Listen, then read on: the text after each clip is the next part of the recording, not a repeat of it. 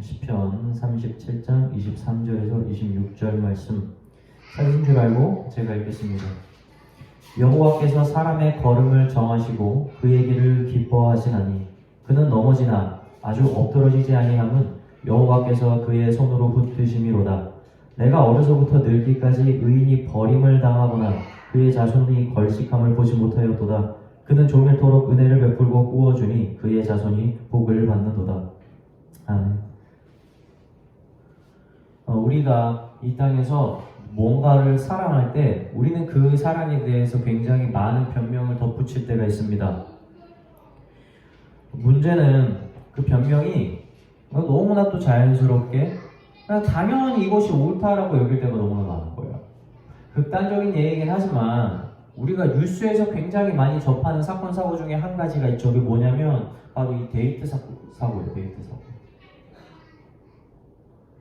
그 사람들이 폭행을 저질렀는데 경찰에 잡혔을 때 첫 번째로 하는 이야기들은 참 많은 경우에 자기의 잘못을 인정하고 뉘우치는 것보다 자기가 이 사람을 얼마나 사랑하고 이 사람을 얼마나 아끼고 애정하는지 생각하는지에 대한 말을 하는 거예요. 정말 다행스럽게도 그래도 법이라는 체계가 이러한 변명들이 잘못된 것이라고 증명을 해주니까 이러한 사람들이 법 안에서 처벌을 받는 거죠. 이거 참 다행인 거예요. 그런데 우리 삶 속에서 기준을 정하기 매우 어려운 가운데에서 우리가 뭔가를 좋아하고 애정하는데 그것이 어떤 것이 옳은지에 대해서 우리가 스스로 결정해야 되는 부분들이 은근히 많습니다. 근데 이건 누가 정해주진 않아요. 어떤 부모한테 자녀를 잘 키운다라고 하는 건 이 자녀가 하고 싶은 것을 다 해줄 수 있는 재정적인 여유일 수도 있습니다. 또 어떤 사람에게 자녀를 잘 키운다는 것은 이 자녀가 나중에 스스로 잘 독립해서 가정을 세울 수 있도록 정신적으로 지지해주는 것이 가장 중요하다고 생각할 수도 있어요. 이 두 가지가 어떤 것이 중요한 것이든 우리는 어떤 것이 항상 옳고 어떤 것이 잘못됐다고 얘기합니까? 어떠한 사례를 보면서 실패한 사례, 성공한 사례를 보면서 그냥 그것이 이때는 맞고 이때는 그르다라고 할 뿐이에요. 정답이라고 하는 것을 찾아내기가 매우 어려운 거죠.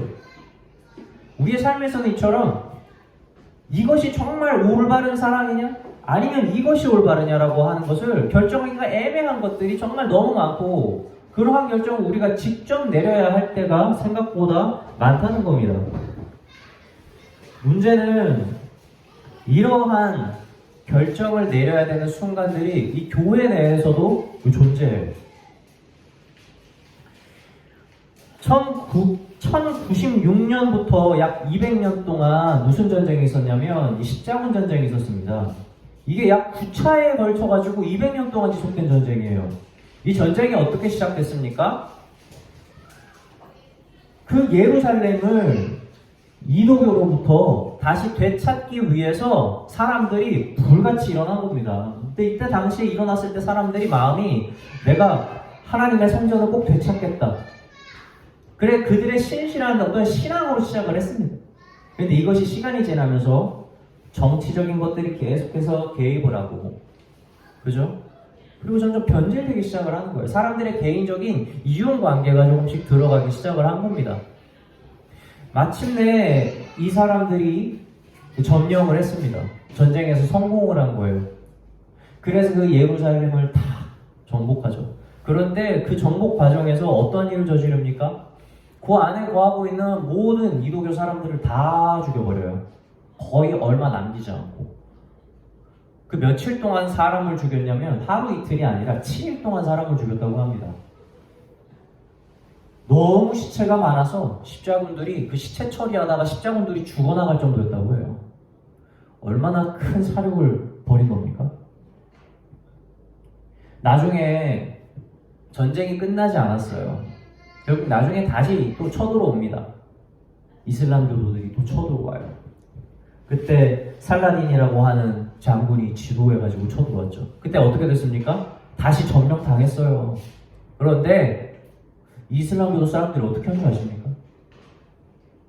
자신들이 받았던 그러한 고통과 그 도륙의 그러한 끔찍한 참상을 기억해서 복수를 하지 않고 그것을 점령하고 그 안에 거주하는 사람들을 그냥 밖으로 나가게 허락해줬어요. 그냥 성만 뺐은 거예요. 여러분, 이것이 오늘날 우리 기독교에서 얼마나 비참하고 이 참혹한 기록인지 모릅니다. 그 당시에는 옳다고 여겼을지 몰라요. 교회 내에서 이렇게 하나님의 이름을 가지고 사람들을 죽이는 것이 괜찮다고 여겼을지 모르겠어요. 그런데 오늘날 그것을 역사적으로 볼 때 우리가 판단할 때 이것은 진짜 잘한 전쟁이라고 말할 수 있는 기독교인이 몇이나 되겠습니까?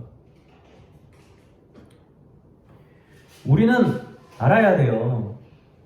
하나님을 사랑하는 열정 때문에 생기는 어떠한 행실이 때로는 잘못될 수 있고 때로는 누군가에게 해를 입힐 수 있다는 것에 대해서 여러분 알아야 됩니다. 그리고 그건 누가 가르쳐주지 않아요. 제가 대학생 때 교회에서 청년들이랑 같이 다른 교회들이랑 연합해서 이 티벳에 단기 선교를 떠났던 적이 있어요. 그때 저희 팀이 티벳에 도착해가지고 이제 며칠 동안 이제 단기 선교를 하다가 커다란 불교 사원을 지나갈 일이 있었습니다. 그 불교 사원에 딱 들어갔는데 되게 멋있고 의리의리해요. 근데 거기서 어떤 특정한 장치가 이렇게 쭉 있어요. 좀 이거 어떻게 하냐면 그 불교를 믿는 신자들이 와가지고 이렇게 치면서 기도하면서 지나가는 거예요. 한쪽 방향으로 가야 되고 한쪽 방향으로 돌려야 됩니다. 근데 저희 일행 중에 한 자매가 그걸 반대로 돌리면서 지나간 거예요. 기도하는 마음이었을 겁니다. 이 모든 것들이 없어지고 기독교가 전파되어지기를 바라는 마음으로 그런 일을 했을 겁니다. 당시에 우리를 담당해 주셨던 그 팀에 속해 있던 리더였던 목사님이 그 사실을 모르고 있다가 나중에 이제 우리가 돌아와서 같이 기도 제목 나누고 하면서 나눌 때 그 자매가 자신이 했던 행위에 대해서 이렇게 하면서 난 기도를 했다라고 말을 했어요. 근데 그 목사님이 그때 딱 그 자매에게 얘기를 하셨어요. 성경을 딱 보여주시면서 지금 그 행동이 왜 지혜롭지 않은 것이고 잘못된 것인지를 이야기해줬던 기억이 있습니다. 사랑하는 성도 여러분, 우리가 구약 성경을 보잖아요. 구약 성경에서 칭찬받는 이스라엘 백성들과 왕이 누굽니까? 자신의 목숨을 걸고 적대적으로 이방신들과 그것을 추종하는 자들을 대했던 사람들이에요. 그것을 완전히 적대했던 사람들. 왕 중에서 그나마 의인이라고 기록된 왕들이 어떤 일을 합니까? 신상을 부시고 이도교인들을 죽이는 걸 했어요. 그리고 진짜 칭찬받았다니까요. 그러나 그것을 보고 오늘날 우리가 그대로 가지고 오는 것은 매우 위험한 일입니다.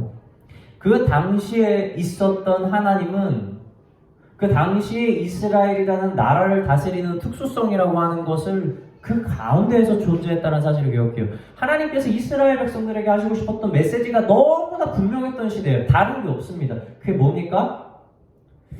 나를 따르면 죽고 나를 따르면 살고 저들을 따르면 죽을 것이다 라고 하는 거예요. 그거 하나만 가르친 거예요. 그래서 하나님은 모든 이방인들의 나라들을 세우고 멸하는 것도 그 이스라엘 백성들을 다스리는 지팡이로서 그들이 잘못하면 때리고 그들이 잘하면 다시 그들이 약해지고 이런 것들로 계속 가르쳐주는 거예요. 이때 당시의 생명의 가치를 우리가 오늘날 생각하는 하나의 생명의 가치로 여기는 것은 조금 어려움이 있다는 거예요.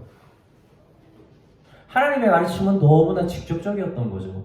그렇게 이스라엘 백성들을 나라로서 세우기 위해서 하나님께서 그들에게 교훈을 주시고 가르쳐줬다는 것을 여러분 우리가 꼭 명심해야 돼요. 오늘날 지도자, 대통령이라고 할게요. 대통령에게 가장 필요한 덕목이 뭔지 아십니까? 바뀌지 않아요. 첫째는 국민을 두려워하는 겁니다. 국민이 하는 말에 귀를 기울이고 그 국민의 뜻대로 따르는 게 제일 좋은 대통령이에요. 두 번째 필요한 거 무엇입니까? 단순히 말만 따를 뿐만 아니라 이 나라가 무너지지 않도록 이 나라를 살리기 위해서 고군분투하고 경제를 일으킬 수 있는 대통령. 여러분 만약에 나중에 대통령이 나오는 이것이 확실시된다면 누가 뽑겠어요? 여러분 이런 사람 뽑아야 되는 거예요. 정치인은 기독교인을 뽑는 게 아니라 그냥 오늘날 지도력이 있는 그런 사람을 뽑는 게 답인 거예요. 그런데 여러분 이걸 가지고 구약으로 넘어갈 수는 없어요. 구약에서 백성들을 가장 두려워하고 말을 잘 들었던 왕이 누군 줄 아십니까? 여러분 사울 왕이에요. 사울 왕.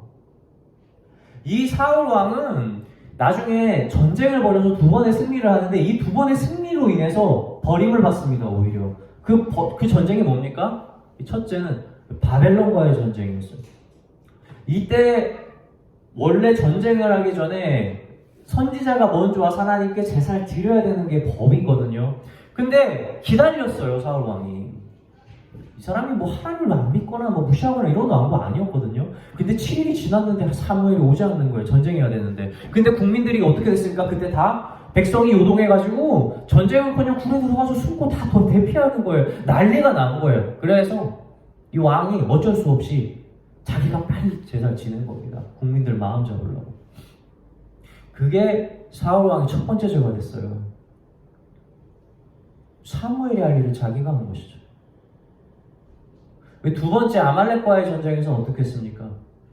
사무엘이 하나님의 명령받아서 시켰거든요. 왕이시여, 이 전쟁에서 승리해서 얻는 모든 전리품이 있다면 이것들을 다 불태우셔야 됩니다. 다 없애세요. 근데 사울이 다 없애려고 하다가 누가 그러니까 백성들이 이거 되게 좋은 재물이라고 우리 이거 가지고 가서 하나님께 제사 드리자. 그렇게 해서 그 사울 왕이 그걸 딱 들었고 그대로 따른 거예요. 그래서 완전히 멸하지 않고 거기에서 가장 좋아 보이는 것들을 취해서 온 겁니다. 그리고 사무엘 앞에 이렇게 얘기하는 거예요. 내가 하나님한테 드리려고 이렇게 가져왔다고. 근데 사무엘이 뭐라고 합니까? 왕이시여, 순종이 제사보다 나은 것을 알지 못합니까?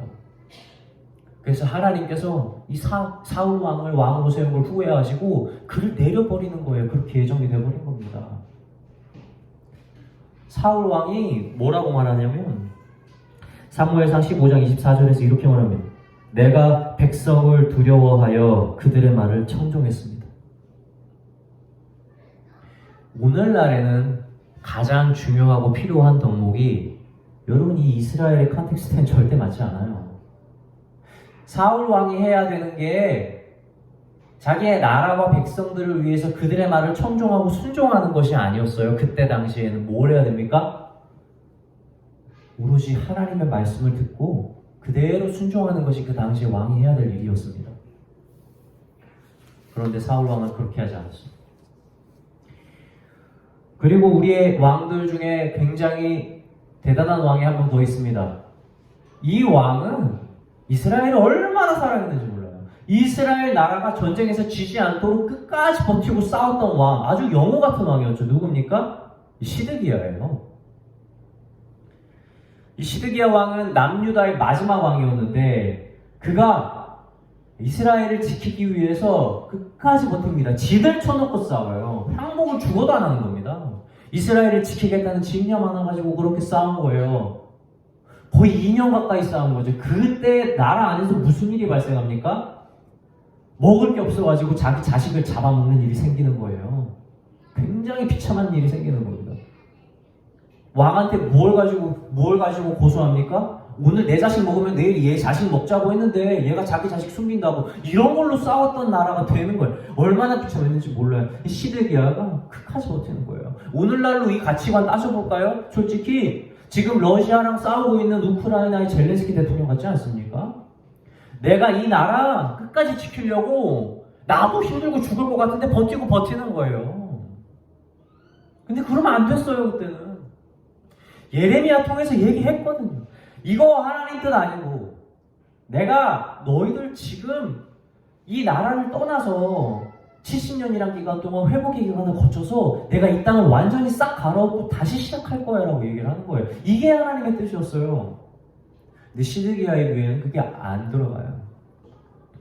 나라를 지키고 나라 안에서 계속 거주하고 싶은 그 마음 때문에 그 거짓 선지자들 예레미야 빼고 다른 선지자들은 전쟁에서 이길 겁니다. 조금만 참으십시오. 하나님은 우리 편입니다. 이 말만 들리는 거예요. 계속. 그래서 결국 어떻게 됩니까?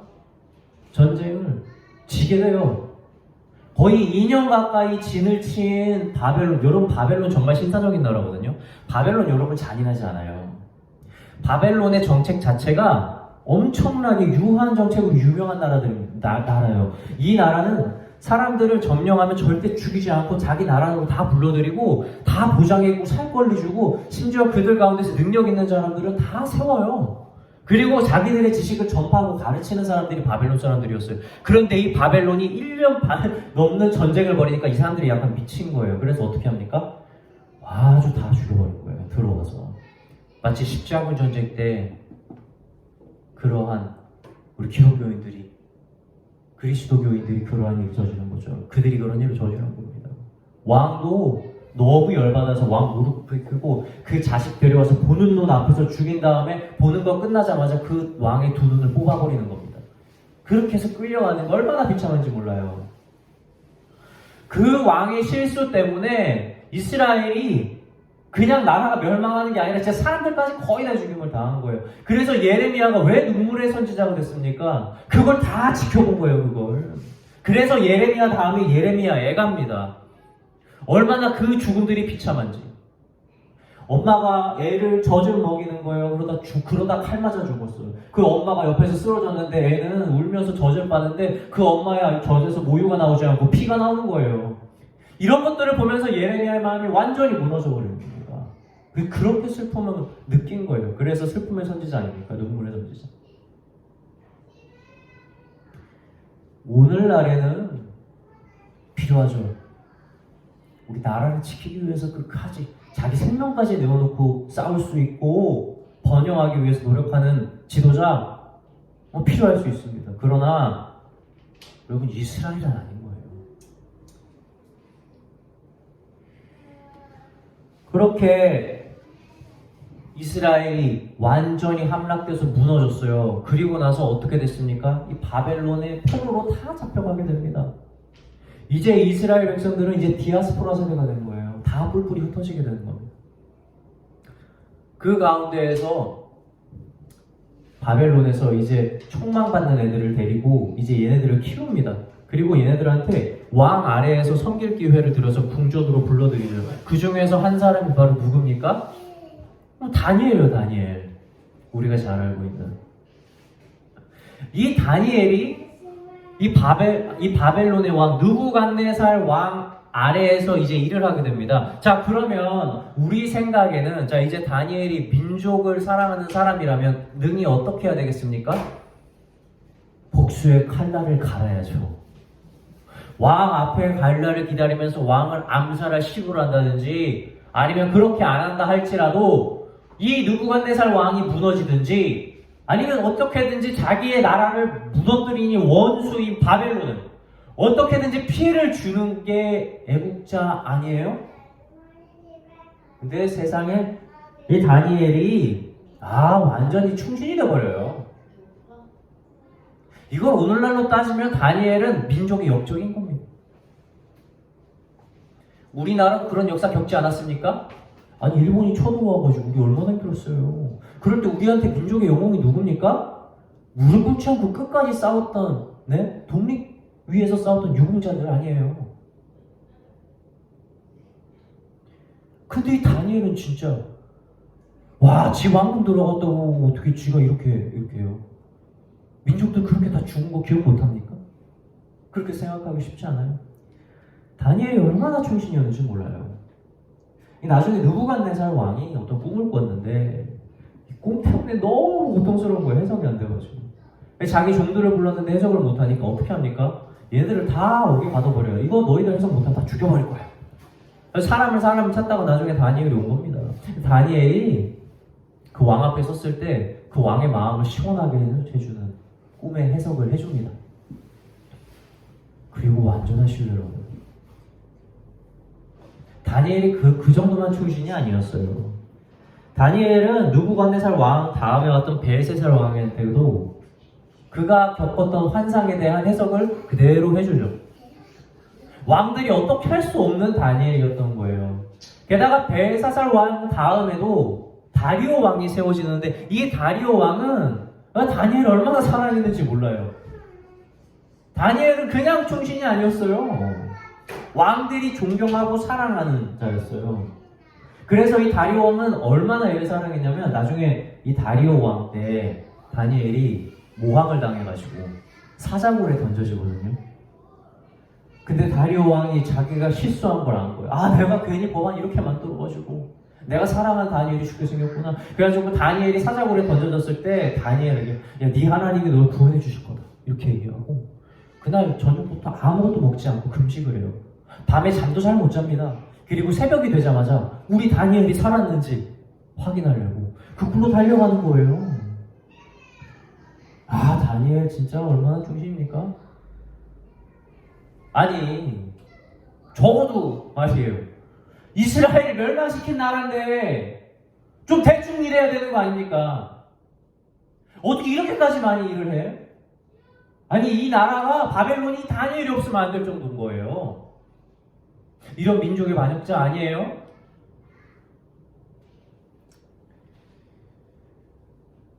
사랑하는 성도 여러분,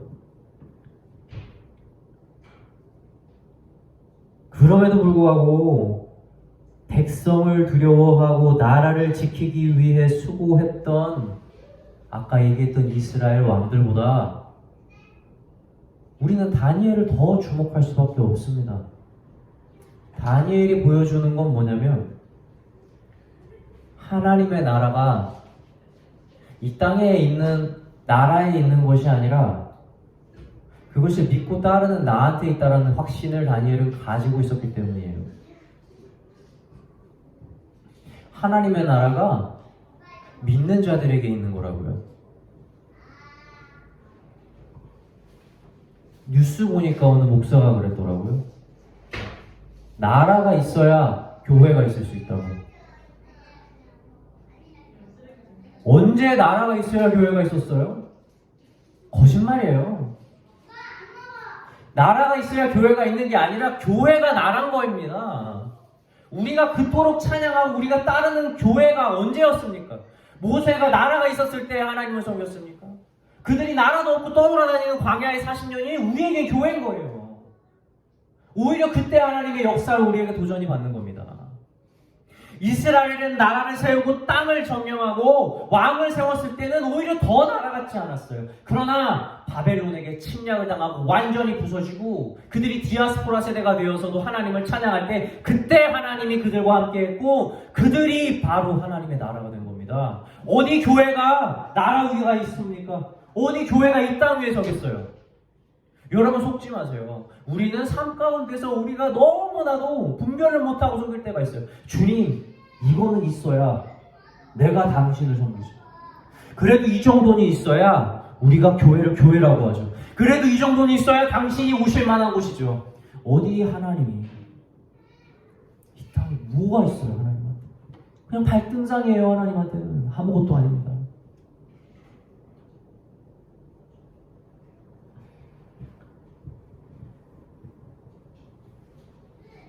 오늘날에 필요한 지도자의 덕목이 구약에서는 나라를 무너지게 하는 거예요. 될 수 있습니다. 그러나 반대로 과거에 이스라엘 백성들이 가장 필요하고 나라를 세우기 위해서 필요했던 덕목들이 여러분 오늘날에는 전혀 적용될 수 없는 컨텍스트들이 많이 있어요. 그럼에도 불구하고 우리가 구약에서부터 끝까지 포기하지 않고 계승해야 되는 정신이 한 가지가 있어요. 그것이 뭐냐면 바로 이 다니엘의 정신인 거예요. 진짜 하나님의 나라가 어디 있냐? 여러분 그것은 여러분 오늘날 교회가 끝까지 버리지 말아야 될 정신이라고 하는 사실을 기억하시기 바랍니다. 우리가 국가 자체이신 우리들의 나라 그 자체이신 하나님을 바라보고 섬기는 일에 실패하지 않을 때 비로소 우리가 넘을 수 없는 그 앞에 있는 산, 세상 사람들 그 누구도 넘을 수 없는 그 산이 우리 앞에 무릎을 꿇고 우리가 넘어갈 수 있는 산이 된다는 사실을 기억하시기 바랍니다.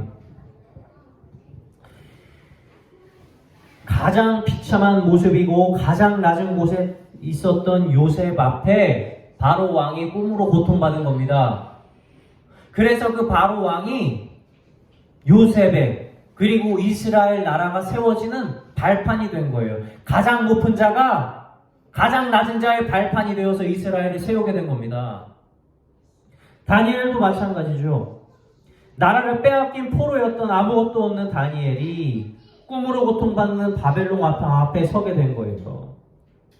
강대국 중에 강대국이었던 그 나라의 가장 높은 왕이 결국 다니엘과 이스라엘의 발판이 되었고, 그리고 그 나라의 모든 왕과 신하들과 백성들이 하나님의 이름을 존중하고 찬양하는 역사가 그 땅에 일어난 겁니다. 누구로 인해서 이런 역사가 일어난 겁니까? 하나님의 나라가 돈이 많고, 하나님의 나라가 강하고 부강하고, 전쟁을 잘하고 지혜로운 자가 많았기 때문에 하나님의 나라가 섰고, 외국의 나라들이 하나님의 이름을 찬양했습니까? 아니에요. 택도 없어요. 단 한 사람, 하나님의 나라를 꿈꾸고 하나님의 나라를 믿었던 바로 그 사람 한 사람을 통해서 이 모든 역사가 일어난 거예요.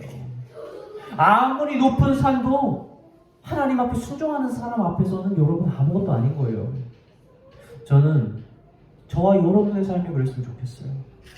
우리가 가진 무엇이 아니라 그냥 우리가 하나님의 나라여서 우리 앞에 있는 그 수많은 산들이 우리 앞에 무릎 꿇는 역사가 일어나기를 주님의 이름으로 축원합니다. 오늘 본문 다시 읽겠습니다. 시편 37편 23절부터 26절. 여호와께서 사람의 걸음을 정하시고 그의 길을 기뻐하시나니 그는 넘어지나 아주 엎드러지지 아니함은 여호와께서 그의 손으로 붙드심이로다. 내가 어려서부터 늙기까지 의인이 버림을 당하거나 그의 자손이 결식함을 보지 못하였도다. 그는 종일토록 은혜를 베풀고 꾸어주니 그의 자손이 복을 받는도다. 아멘. 이게 우리 주님이에요. 이게 우리 대통령이고 이게 우리 하나님이고 이게 바로 우리의 나라입니다. 사랑하는 성도 여러분, 세상의 겉으로 보이는 모든 환경에 의지하고 넘어지지 마십시오. 하나님 의지하십시오. 하나님은 믿음의 가치를 소중하게 여기며 말씀 안에 거하는 한 사람을 찾으신다는 사실을 기억하는 저와 여러분이 되길 주님의 이름으로 축원합니다.